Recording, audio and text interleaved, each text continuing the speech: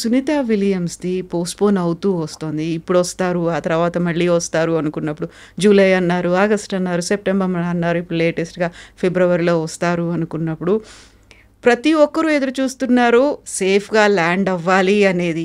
ఎందుకోసమైతే పరిశోధనల కోసం వెళ్లారో సక్సెస్‌ఫుల్‌గా అవ్వాలి, సేఫ్‌గా ల్యాండ్ అవ్వాలి. ప్రతిసారి సునీత విలియమ్స్ ఇలా పోస్ట్‌పోన్ అవుతుంది అనగానే కల్పన చావ్లాకి ఎందుకని లింక్ పెట్టుకొని చూసే పరిస్థితి వచ్చింది సార్? అంటే ఆమె భారతదేశంలో పుట్టిన వ్యక్తి కాకపోయినా ఆమె కూడా భారతదేశం కర్నాల్ ఆరిజిన్ ఉన్న వ్యక్తి. ఇద్దరు స్త్రీలు, ఒకరు జరిగిపోయారు, ఒకరు ఇంత ఎక్స్పీరియన్స్ ఉన్నటువంటి వ్యోమగామి. ఆమె ప్రస్తుతానికి ఇబ్బందుల్లో చిక్కుల్లో ఉన్నారు. దీని నుంచి ఆమె బయటకు రావాలని, ఇంకో కల్పన చావ్లా లాంటి ప్రమాదం జరగకూడదని ప్రపంచం అంతా ఎదురు చూస్తూ ఉన్నారు. ఎందుకంటే అంత ధీశాలి. అసలు ఒక స్త్రీ ఎంతమంది వెళ్ళారు ఇంతవరకు? అలాంటి ఒక స్త్రీ వెళ్ళి 4వసారి వెళ్ళి ఇది 5వసారి వెళ్ళడం, ఇలాగ చిక్కుపోతాను ఆమె కలలో కూడా ఊహించలేదు. ఎందుకంటే ఆ ప్లానింగ్లో 8 రోజులు ఉండడమే. ఎక్కడ 8 రోజులు, 3 మంది చెప్పినట్టుగా 8 నెలలు అయిపోతుందండి. అయితే ఏంటంటే ఇక్కడ ఉంటుండే పరిస్థితులు 1961లో యూరి గగారం వెళ్ళినప్పుడు, 2024లో ఇప్పుడు వీళ్ళు వెళ్ళినప్పుడు సైన్స్ చాలా ప్రగతి చెందింది. కాబట్టి ఏ ఇబ్బందిని అన్నా వాళ్ళు ఎదుర్కోవడానికి దానికి అనువైనటువంటి ఆల్టర్నేటివ్స్ అన్నీ కూడా అందుబాటులో ఉన్నాయి. కాబట్టి నేను కోరుకోవడం ఏమిటంటే, అనుకోవడం కూడాను సునీత విలియమ్స్, విల్మోర్ ఇద్దరు కూడా సురక్షితంగా 2025లో ఫిబ్రవరిలో స్పేస్ ఎక్స్లోనే తిరిగి వస్తారని నేను అనుకుంటున్నాను. ఇంకేది పక్కన జరుగుతుంటే ఆయన ఊరుకుంటాడా ఎలాన్ మస్క్? లేదే. రేపు 27వ తారీఖు ఈ నెల పొలారిస్ డాన్ అని ఒకటి పెట్టాడు. అది దేనికోసం అండి? స్వదేశంలోకి వెళ్ళడమే కాకుండా మామూలుగా అందరు ఇక్కడ ఉండేది 250 మైళ్ళలో, అక్కడ 450 మైళ్ళలో నడక చేయడానికి ఒక 4 వెళ్తున్నారు. ఇంతకు మించి అంటారు. ఇంతకు మించి అంటే ఇంకా ఎంత ఇబ్బందులు ఉంటాయో చూడండి. అయినా ఆలోచన అలాంటిది. ఎందుకు ముందు 2030కి ఇదే ఎలన్ మస్క్ గారు ఏం చెప్పారంటే, మార్స్ మీద మేము ప్రవేశిస్తాం, అక్కడ ఒక కాలనీ తయారు చేస్తాం ప్రజలు ఉండడానికి, అక్కడికి టూరిజం ఏదైతే ఉందో స్పేస్ టూరిజం వెళ్ళాలి చేసిన వాళ్ళందరికీ మేము టికెట్లు రెడీ చేస్తున్నామని చెప్పాడు. కానీ ఆయన చేసినటువంటి పద్ధతులు, ఈ సక్సెస్ఫుల్ ఏదైతే స్పేస్ ఎక్స్ మిషన్స్ నిజంగా సాధిస్తాడా అని నాకైతే అనిపిస్తుంది. సార్, మీరు ఇప్పుడు ఒక మాట అన్నారు, సైన్స్ బాగా అభివృద్ధి చెందింది, టెక్నాలజికల్గా చాలా ముందుకు వెళ్తోంది అనుకున్నప్పుడు మళ్ళీ అదే ప్రశ్న ఉదయిస్తుంది. 8 రోజులు అనుకున్న వాళ్ళు 8 వారాలు గడిచిపోయి 8 నెలల దాకా వెళ్లాల్సి వస్తుంది. అంత డ్యూరేషన్ ఎందుకుంది? ఇంతగా అభివృద్ధి చెందాము, ఇంతగా ముందుకు వెళ్ళాము అనుకున్నప్పుడు, ఇన్ని రకాల కంపెనీలు వచ్చాయి, ఇన్ని రకాల ఎక్స్పెరిమెంట్స్ జరుగుతున్నాయి అనుకున్నప్పుడు ఫిబ్రవరి ఎందుకు, ఇంకా ముందుకు ఎందుకు జరగలేకపోతుంది అనేది? అది టెక్నికల్ హిచ్ అండి. ఏమిటా టెక్నికల్ హిచ్? ఫస్ట్ స్టార్ లైనర్లో టెక్నికల్ హిచ్ వచ్చింది. ఎందుకంటే వాళ్ళు కూడా ఊహించలేదు. బోయింగ్ వాళ్ళేం ఆషామాషి కంపెనీ కాదు. ప్రపంచంలో అతిపెద్ద, ఒకప్పుడు అతిపెద్ద ఎక్కువ విమానాలు తయారు చేసేటువంటి సంస్థ అమెరికాలో ఉన్నటువంటి సంస్థ. మరి అలాంటికి వరుస వాళ్ళకి ఇబ్బందులు వచ్చాయి. ఇప్పుడు ఇది స్టార్ లైన్లో ఇబ్బంది అయింది. ఆ మధ్యకాలంలోనే 747 గొప్ప ఫ్లైట్ తయారు చేశారు వాళ్ళు.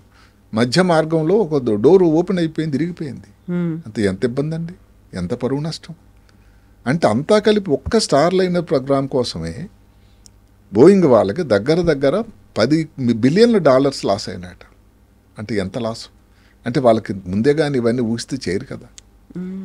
అదే కాకుండా ఈ దీంట్లో స్పేస్ ట్రావెల్లో అదేదో టైమింగ్ ఉంది. ఇంకా మనకు వివరాలు అంత పూర్తిగా తెలియదు. కానీ మీరు అడగొచ్చు సింపుల్గా, ఇంకోటి ఏదో స్పేస్ ట్రావెల్ పంపించేసి ఎందుకు తీసుకురావడం లేదు కదా, పని అయిపోయింది కదా ఒక పని అని. అది ఎందుకు అంత సింపుల్గా లేదు? ఎందుకంటే మా స్పేస్ ఎక్స్ వీళ్ళకి దానికోసం అనున్నటువంటి విధానాలు, విధి విధానం వాళ్ళు తయారు చేసినప్పుడు అలాగే ఎప్పుడు పడితే ఒక రిటర్న్ ట్రిప్ లాగా చేయడానికి ఆస్కారం లేదు.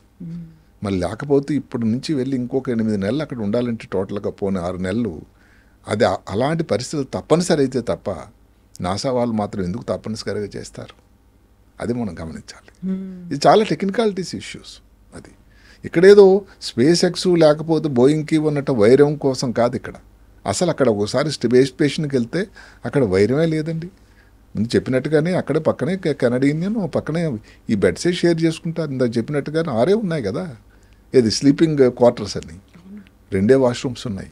9 మంది ఉండండి, 7 మంది ఉండండి, అవే షేర్ చేసుకోవాలి కదా. సార్, ఇప్పుడు అనుకోకుండా ఇలాంటివి ఏవో డిస్టర్బెన్సెస్ వస్తాయి, ఇమ్మీడియట్గా మనం సైకలాజికల్గా డౌన్ అయిపోతాం, ఒక డిప్రెషన్లోకి వెళ్ళిపోతూ ఉంటాము. దానికి మెడిటేషన్ చేసుకోండి, చాలా కూల్గా ఉండండి, రిలాక్స్డ్గా ఉండండి, హ్యాపీగా పడుకోండి, ఇలాంటివన్నీ డాక్టర్లు చెప్తూ ఉంటారు. అవును, చేయగలిగే వాళ్ళు చేస్తూ ఉంటారో, లేకపోతే దాని ఎఫెక్ట్స్ అనేవి కనిపిస్తుంటాయి. అక్కడికి వెళ్ళిన తర్వాత రోజు రోజు ఇలా డిలే అయిపోతుంది, ఇంకొన్ని నెలలు మళ్ళీ ఇక్కడే మనం ఉండాలి, ఎదురు చూస్తూ ఉండాలి. అట్ ద సేమ్ టైం అక్కడ ఉన్నందుకు మళ్ళీ వాళ్ళు చేయాల్సినటువంటి ప్రయోగాలు ఇవన్నీ చేస్తూనే ఉంటారు. అది ఈవెన్ కొత్తగా వెళ్ళే వాళ్ళకి కూడా మెంటల్లీ ప్రిపేర్ అయ్యే దానికి పెద్ద అదే ముందు చెప్పాను కదా. ఏం చేస్తారు సార్ వాళ్ళు, ఎలా బ్యాలెన్స్ చేసుకుంటారు వాళ్ళని వాళ్ళు? అంటే అక్కడ ఉండేటువంటి వాతావరణం, స్పేస్లో ఉండే వాతావరణం ఇక్కడ నుంచి పెట్టి మెడిటేషన్ కానీ, లేకపోతే రిలాక్సింగ్గా ఉండడం కానీ, అక్కడ ఉండేటువంటి మ్యూజిక్ ఏదో పద్ధతిలో వినుకోవడం కానీ, ఏదో ఒకటి సన్నద్ధాలు వాళ్ళు అవుతారు. ఏది ఎందుకంటే అలాగని ఇప్పుడు మాటకు 4 సార్లు వెళ్ళినప్పుడు 4 సార్లు కూడా వాళ్ళకి అంత రోజులు ఉండాల్సి వచ్చిందా సునీత విలియమ్స్? అందువల్ల ఏంటంటే దానికి సన్నద్ధమై నాసాలోనే, తయారీలోనే ఇవన్నీ కూడా వాళ్ళు ముందు నుంచి అయిన తర్వాతే మరి చిన్న చిన్న పరీక్షలు, అంటే అందరికి వచ్చేసాయి క్యాన్సర్లు, మరి ప్రాస్టేట్ క్యాన్సర్ రాకుండా ఉండడానికని ముందు ఎందుకు టెస్టులు చేయటం? ఎందుకంటే కాలోరెక్టల్ క్యాన్సర్, రక్తంలో వామగాముల కోసం ఈ రేడియేషన్ వల్ల ఒక 3లో ఒకరికి రావడానికి ఆస్కారం ఉందట క్యాన్సర్. స్కిన్ క్యాన్సర్ అయితే సరే. ఇలాంటివన్నీ ఇబ్బందులు ఉన్నాయి, కొన్ని సెల్ఫ్ లిమిటింగ్ ఉన్నాయి. ఉదాహరణ గుండె మీద అనుకున్నాం ప్రాబ్లమ్స్, అది మళ్ళీ భూమి మీదకి రాగానే కొన్ని రోజుల తర్వాత సెటిల్ అయిపోవడానికి ఆస్కారం ఉందట. కాల్లో కండరాలు, అంటే క్షీణించిన కండరాలు ఒరిజినల్గా అయిపోవడం తొందరగా కాకపోయినా నెమ్మది కాలు భూమి మీద వేయగానే కొంచెం ఆన్నట్టు ఒక ఫీలింగ్ అయితే వస్తుందట. అది పెద్ద ప్రాబ్లం. ఇంకా అది కూడా వాళ్ళు భూమి మీదకి రాగానే ఏదో ఇంటికి పంపించారు వెళ్ళిపోరు కదండి వాళ్ళని పిల్లల్ని చూడడానికి. దానికి మళ్ళీ అక్కడ ఉండేటువంటి నాసాలోని ప్రయోగశాలలో అక్కడుండే వాతావరణానికి పూర్తిగా అనుకూలమైన తర్వాతే వాళ్ళ కుటుంబ మిత్రుల్ని, కుటుంబ సభ్యులను కలవడానికి ఇంత ముందు కూడా జరిగేటువంటి రేడియేషన్ జోన్ లోంచి బయటికి రావాలి, ఇక్కడ అట్మాస్ఫియర్ మళ్ళీ రేడియేషన్ మిగతా వాళ్ళకి ఇవ్వకూడదు, ఎక్స్పోజ్ అవ్వకూడదు వాళ్ళు. సో ఇన్ని విషయాలు ఉన్నాయి. అది ఒక పెద్ద ప్రక్రియ, పెద్ద సైన్స్. అంటే ఎంత అనుభవం వచ్చిన కొలది ఇంత ఉపయోగం ఉంటూ ఉంటుంది. అదే కాకుండా ఇప్పుడు దగ్గరలో ఏమిటంటే ఇప్పుడు ప్రతి రంగంలోనికి ఆర్టిఫిషియల్ ఇంటెలిజెన్స్ రంగప్రవేశం చేసింది. ఆర్టిఫిషియల్ ఇంటెలిజెన్స్ పెద్ద ఎత్తున రాబోతుంది. ఎందుకంటే వీళ్ళకు ఉండేటువంటి అనుభవాలు ఇవన్నీ జరిగినటువంటివి, అవన్నీ వాళ్ళు డేటా రెడీ అయిపోతూ ఉంటుంది. డేటా బట్టి ఏదైనా ఇలాంటి ఇబ్బందులు వచ్చినప్పుడు ఏం చేయాలి మీరు అన్నట్టు క్వశ్చన్ డెఫినెట్గా మనకు దిశానిర్దేశం చేస్తుందని ఆర్టిఫిషియల్ ఇంటెలిజెన్స్. ప్రాబ్లం వల్ల ఏంటంటే డేటా అన్నది తక్కువ ఉంది. సంవత్సరానికి ఎంతమంది వెళ్తారు తెలుసా మీకు? నమ్మరు. ఇన్ని దేశాల్లో ప్రయత్నించి 12 మంది వెళ్తారట సంవత్సరానికి. 3 నెలలకు 3, అంటే సంవత్సరానికి 12 మంది వెళ్ళి వాళ్ళ అనుభవాలు, వాళ్ళు పడిన ఇబ్బందులు ఇవన్నీ కూడా ఎంత డేటా వస్తుందండి. కాబట్టి ఆర్టిఫిషియల్ ఇంటెలిజెన్స్ కూడా ఇంకా పని పడుతుంది.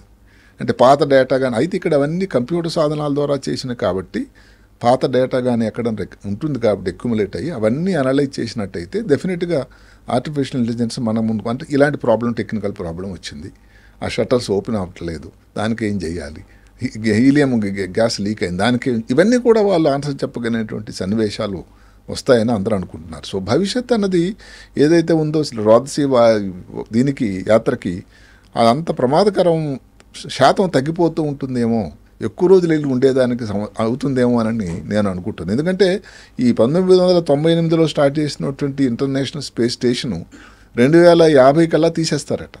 అప్పుడు ఇంకా దానికంటే పెద్ద స్టేషన్ రెడీ చేస్తారు. అంటే అందరూ కూడా వాళ్ళ తాలూకా పనితనం బట్టి అక్కడ ఒక్కొక్క విడిది ఏర్పాటు చేసుకుంటూ ఉంటారు. వాళ్ళ అడుగుజాడలు అక్కడ ఉంటాయి. 2035 కల్లా ఇస్రో వాళ్ళు మళ్ళీ భారతదేశం తాలూకా జెండా అక్కడ ఎగరబోయబోతున్నారు. ఇందాక చెప్పినట్టుగానే కెనడా వాళ్ళు, జపాన్ వాళ్ళు ఆల్రెడీ ఉన్నారు.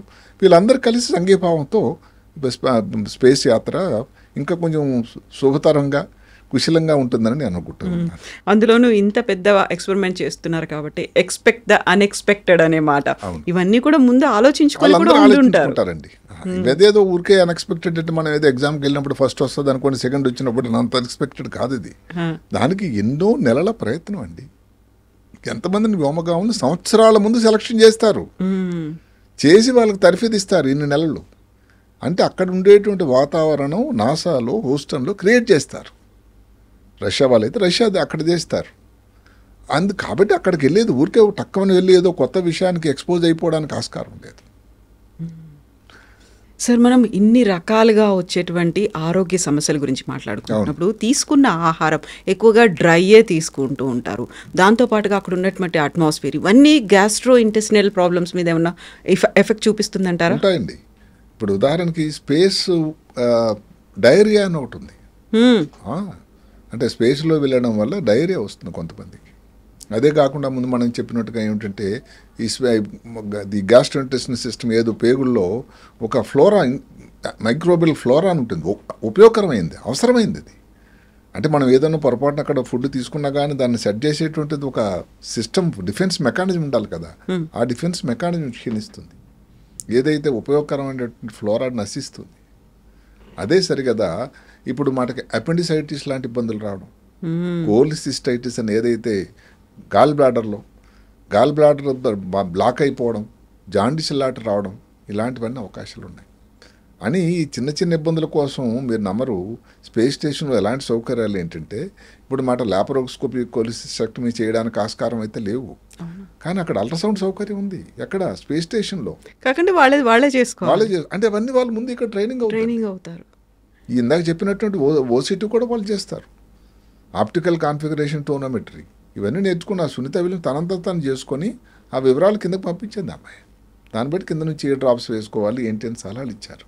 దానికి సన్నద్ధంగా వెళ్తారండి, చాలా గొప్ప పద్ధతి. నిజంగా వాళ్ళు కేవలం అక్కడ ఓన్లీ ఎక్స్పెరిమెంట్ చేయడానికి మాత్రమే వెళ్ళట్లేదు. కంప్లీట్ గా వాళ్ళు ఒక డాక్టర్ ఉంటారు, ఒక ఇంజనీర్ ఉంటారు, సైంటిస్టు, అందరూ ఉంటారు. వాళ్ళు రీసెర్చ్ వ్యక్తి, అన్ని ఒక వ్యక్తిలో ఉన్నటువంటి రూపం. సింపుల్ ఆస్ట్రోనాట్ అనడానికి సరిపోదు వాళ్ళని. కానీ ఇన్ని నేర్చుకుని వెళ్ళిన తర్వాత వాళ్ళు చేసేటువంటి ప్రయోగాలు. ఇప్పుడు అపెండిక్స్ లాగా వచ్చిన ఏదైనా చీము పట్టింది అనుకోండి, దాన్ని డ్రైన్ చేయడానికి పద్ధతులు ఎక్కడి నుంచి నేర్చుకుని వెళ్తారు. అంటే పెద్ద పెద్ద ఆపరేషన్లు చేయడానికి ఆస్కారం లేదు. అందుకనే వెళ్లే ముందు ఇవన్నీ కాకుండా అందరికీ కూడా మెదడుకి సంబంధించినటువంటి ఎంఆర్ఐ, కంటికి సంబంధించినటువంటి ఎంఆర్ఐ ఇవన్నీ చేయటం, కంటి పరీక్షలన్నీ వివరంగా అన్నీ చేసి చూడడం, గ్లకోమా అలాంటిది లేదు కదా అని, ఇలాంటివన్నీ అయిన తర్వాతే వాళ్ళు పంపించడం జరుగుతూ ఉంటుంది.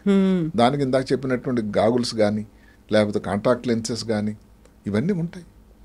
అందువల్ల గ్యాస్ట్రో ఇంటెస్టినల్ ప్రాబ్లమ్స్ కూడా ముఖ్యమైన ప్రాబ్లమ్స్ ఏదైతే ఉందో అపెండిసైటిస్, కోలిసిస్టైటిస్, గాల్ బ్లాడర్ తాలూకు ఇది కానీ, గాల్ బ్లాడర్లో ఉండేటువంటి స్టోన్స్తో వెళ్ళి దాన్ని బ్లాక్ అయిపోవడం కానీ, కిడ్నీలో స్టోన్స్, ఇవన్నీ ఒక పాసిబిలిటీస్ అయితే అవకాశం అయితే ఉన్నాయి.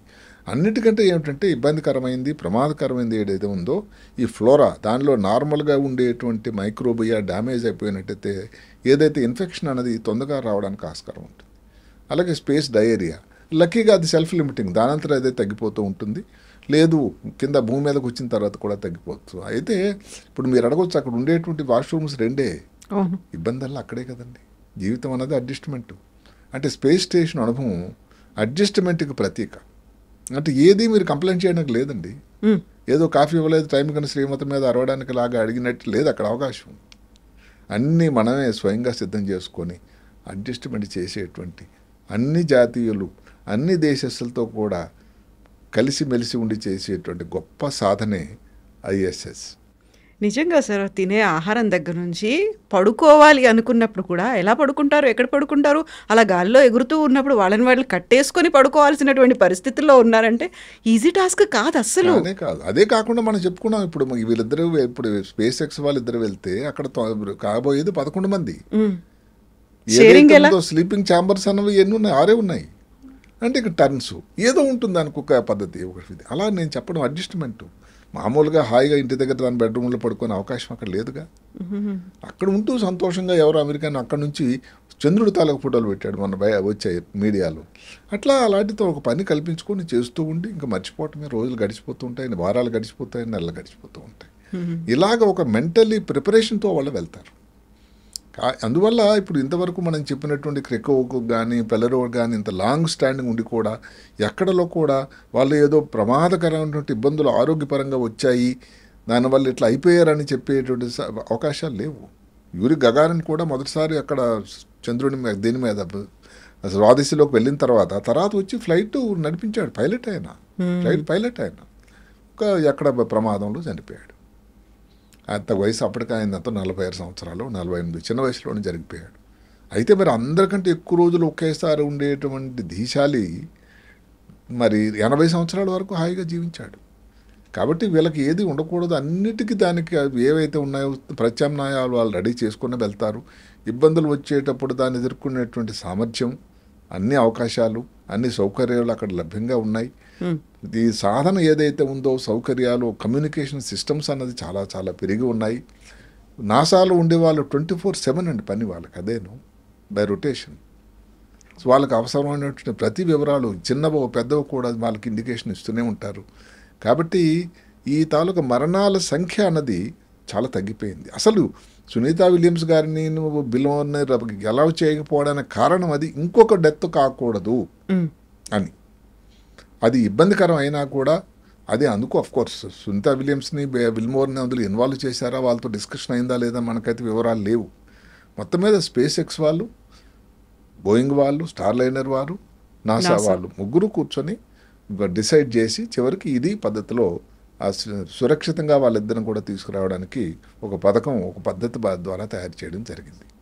Yes sir, thank you so much sir. ఇప్పుడు మనం ఫిబ్రవరిలోనే రావాలి అని కోరుకోవాలి, అట్ ద సేమ్ టైం చాలా సేఫ్గా కూడా ల్యాండ్ అవ్వాలి. ఆ తర్వాత వాళ్ళకి ఎలాంటి హెల్త్ ప్రాబ్లమ్స్ లేకుండా హ్యాపీ లైఫ్ లీడ్ చేయాలి. ప్రపంచం అంతటా కూడా అన్ని జాతుల వారు, అన్ని తెగల వారు, అన్ని దేశస్తుల వారు కూడా ఈ క్షణం కోసమే. ఎందుకంటే ఇది చాలా అందరికీ కూడా పరీక్షా సమయం. అంటే ముందు వెళ్ళబోయే వామగాములు అందరికీ ఇది ఒక పరీక్ష. అందరూ ఎదురు చూస్తున్నారు, అన్ని దేశాల వాళ్ళు కూడా ఎదురు చూస్తున్నారు. అంతా క్షేమంగా జరుగుతుందని నేను ఆశావాహిని నేను అనుకుంటున్నాను. ఎస్ సార్, మేము కూడా అదే కోరుకుంటున్నాం సార్, క్షేమంగా రావాలి అనేది. Thank you so much sir. Right, thank you.